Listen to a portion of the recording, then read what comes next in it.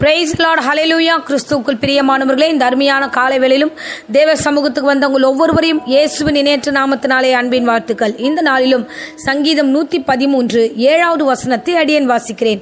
அவர் சிறியவனை புழுதியிலிருந்து தூக்கி விடுகிறார், எளியவனை குப்பையிலிருந்து உயர்த்துகிறார். ஆமென், ஹல்லேலூயா. என் தேவனுடைய வார்த்தை இந்த நாளிலே நம்மோடு கூட இடைப்படுகிறது.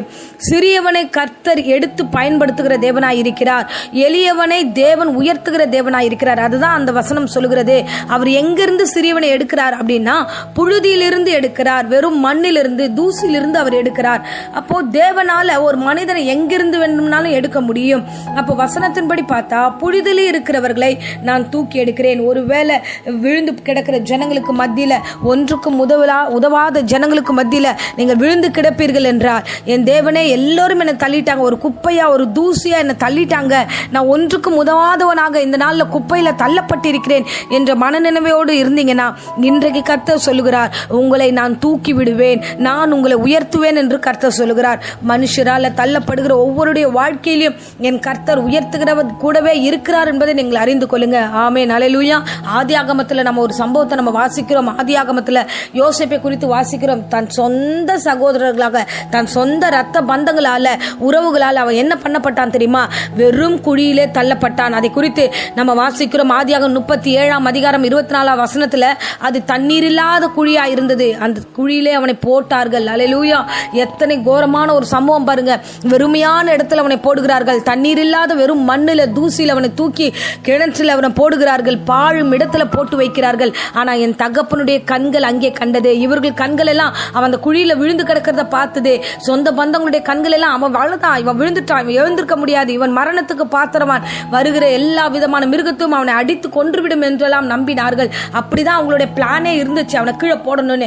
ஆனாலும் என் தேவனுடைய கண்கள் அவங்களை கண்டபடினாலே அவனை அங்கிருந்து கர்த்தர் மனிதர் மூலியமாக அங்க கூட இருக்கிற எல்லா ஜனங்களுக்கு மத்தியிலும் கர்த்தர் உயர்த்த வேண்டும் என்பதற்காகவே அவனை அங்கிருந்து தூக்கினார். ஆமென், ஹல்லேலூயா. அங்கிருந்து அவன் எகிப்து தேசத்துக்கு அவன் கடந்து போகிறான். என் தேவனாகிய கர்த்தர் புறஜாதிகளுக்கு மத்தியில அவனை கர்த்தர் தாமே உயர்த்தினார் என்று வேதம் சொல்லுகிறது. அதுதான் 41 வசனத்துல நம்ம வாசிக்கிறோம். 41 அதிகாரம் ஆதியாகமத்துல 41 வசனத்துல வாசிக்கிறோம். எகிப்து தேசம் முழுவதுக்கும் அவன் அதிகாரியாக மாறினான் என்று பார்வோன் அறிவிக்கிறான். அல்லேலூயா. அருமையானவர்களே, தேவ சமூகத்தில் இருக்கிறவர்களே, நீங்கள் எல்லா காரியத்தையும் தேவனிடத்தில் ஒப்பு கொடுங்க. எல்லா பிரச்சனைகளும் ஒப்பு கொடுங்க. என் வீட்டில் இப்படி பண்ணுகிறார்கள், என் உறவுகள் இப்படி பண்ணுகிறார்கள், என்னை சூழ்ந்திருக்கிறவர்கள் இப்படி பண்ணுகிறார்கள், வேலை ஸ்தலத்தில் இப்படி பண்ணுகிறார்கள், எல்லா இடத்தையும் தேவ சமூகத்தில் ஒப்பு கொடுங்க.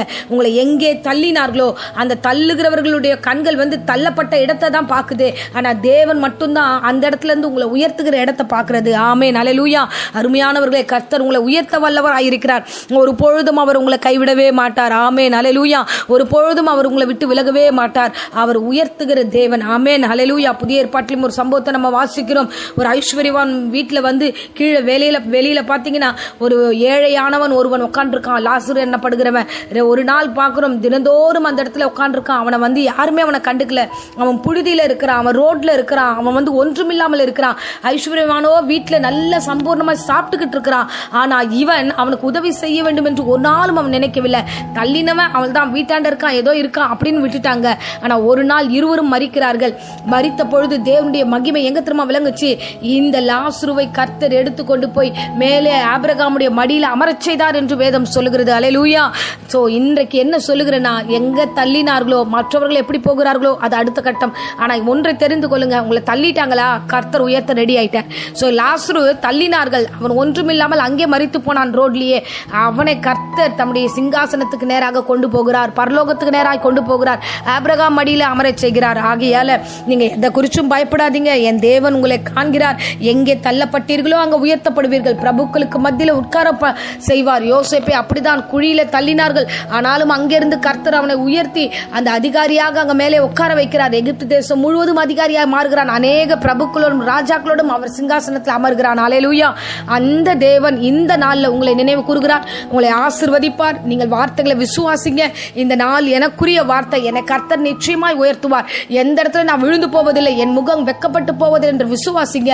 என் கர்த்தர் சொல்லியபடியே உங்களை கர்த்தர் உயர்த்தி மகிமையில ஆண்டவர் கொண்டு போய் சேர்ப்பார், தூக்கி கொண்டு போய் சேர்ப்பார், உங்களை உயர செய்வார், ஆசீர்வதிப்பார். ஆமென். இப்பொழுதும் அடியேன் உங்களுக்காக ஜெபிக்கிறேன். அன்பு தெய்வமே, இந்த அருமையான தருணத்துல ஆண்டவரை தள்ளப்பட்ட என் பிள்ளைகள் எல்லோரும் ஆண்டவர் ஆண்டவரை உம்மை நோக்கி பார்க்கிறார்கள்.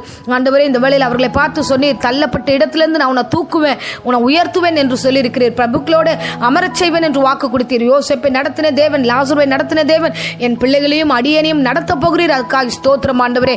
ஆண்டவரே, எங்கே தலை குனிந்தார்களோ அங்கே ஆண்டவரே நீர் உயர்த்த போகிற கிருபைக்காக ஸ்தோத்திரம் ஆண்டவரே. நீர் ஆண்டவரே பாவ சேற்றிலிருந்து ஒவ்வொருவரையும் உயர்த்த போகிற கிருபைக்காக ஸ்தோத்திரம் ஆண்டவரே.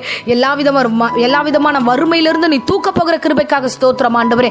கோடான கொடி ஸ்தோத்திரம். தூக்கி உயர்த்தி ஆசீர்வதியும், வழிநடத்தும், சாட்சியா நடத்தும். இயேசுவின் நாமத்தினால ஒவ்வொருவரையும் ஆசீர்வதிக்கிற ஆண்டவரே.